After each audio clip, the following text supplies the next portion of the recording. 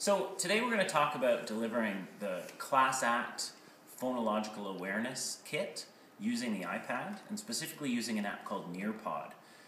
We've created all of the modules for Class Act on the Nearpod app, and you can contact one of your 21st Century Learning Department consultants who can get you set up with that username and share those lessons with you. First thing I'm going to do is I'm going to open up the Nearpod app, which you can download for free in the App Store. I've put in my username and my password provided to me by my consultant, and I'm going to log in. You'll notice I'm logged in, and I've got all 10 of the Class Act modules available here under my teacher library. Note the absence of Cycle 8, which is a board game. Please refer to the kit within your school to play the board game with the students in order to deliver the entire Class Act program. We're going to start with Cycle 1.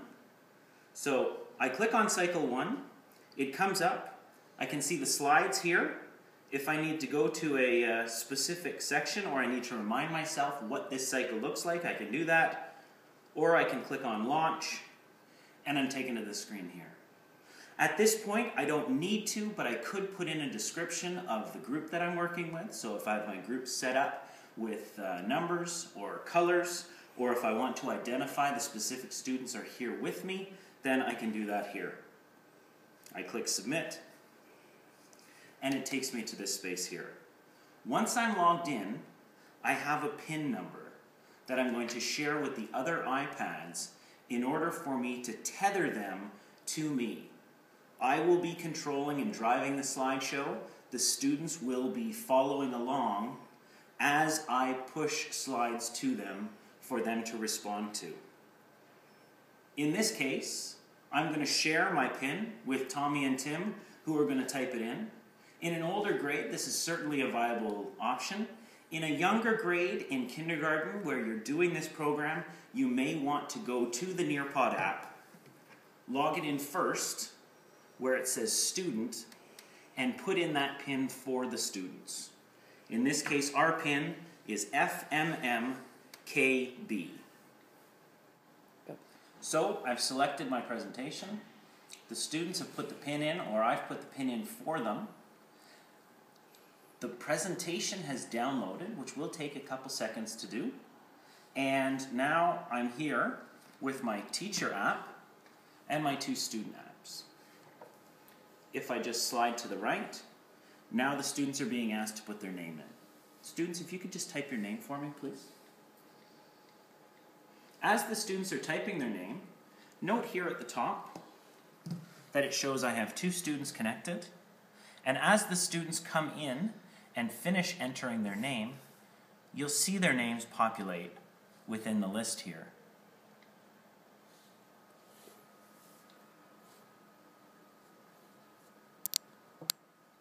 There's Tim and Tommy now. So, if I click here, I can see what the next slide is going to be. The students, you'll note, are still on the name slide.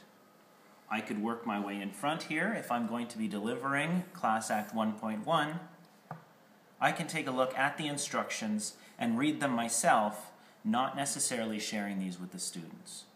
When I'm ready to share a slide with the students, I can click on that slide and then press the Share button, which will share the slide with the students. Now, Tim and Tommy, what we're working on today is the difference between a sound, a word, and a letter. Tim, when I say do you think that that's a sound, a word, or a letter? I think it's a sound. Okay, so what you're going to do is you're going to take your finger and you're going to draw across from sound to that first one here, which you'll notice is Tommy, when I say the word cat, do you think that that's a sound, a word, or a letter? A letter? Why do you think that? Because it has letters in it. Did you notice that you said it has letters, plural? Like there's many letters? Yes. What I see here is that it's just one letter.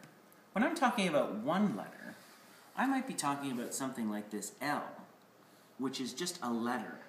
But if I have a combination of letters together, What do you think that might be? A word. You're right. Draw a line from letter to the L. We talked about that. And then with cat, you'll notice the yellow triangle is word. Once the students have finished the slide, and you've finished working with them, when they submit their slide activity with the orange button at the bottom, you'll notice as the teacher, I can see the answers from both Tim and Tommy, and if I wanted to, I could take Tommy's slide and I could share it back with my students so that we could all talk about Tommy's answers together. Or I could go back and push the next slide and work my way through the Class Act modules in that order. Those pictures that have been saved are available to me on nearpod.com if I sign in as a teacher later on in the day. Because Class Act should take about 20 minutes, we certainly don't expect that you're going to complete all of the subsections of each module. You'll notice, because I've launched Section 1, we've created a title or subtitle page between each section. So Class Act 1.1 might be what I'm going to work on today, and 1.2 I might save for another day. So when I go back in, I'll be given a different pin, a different day, perhaps different students, and I can launch Class Act 1 and select which subsection I'm going to deliver to the students. I hope this helps in your implementation of Class Act using iPods or iPads. It does work with iPods as well. It does also work with laptops or desktops. You can have a blend of different devices within your small group if you don't have access to iPads. We're certainly showing the optimum conditions where each student has an iPad. This could be delivered in a shared environment as long as the students have one device in order to share and look at the work, and the teacher has another device in order to push the content to the students. Please contact us if you have any other questions.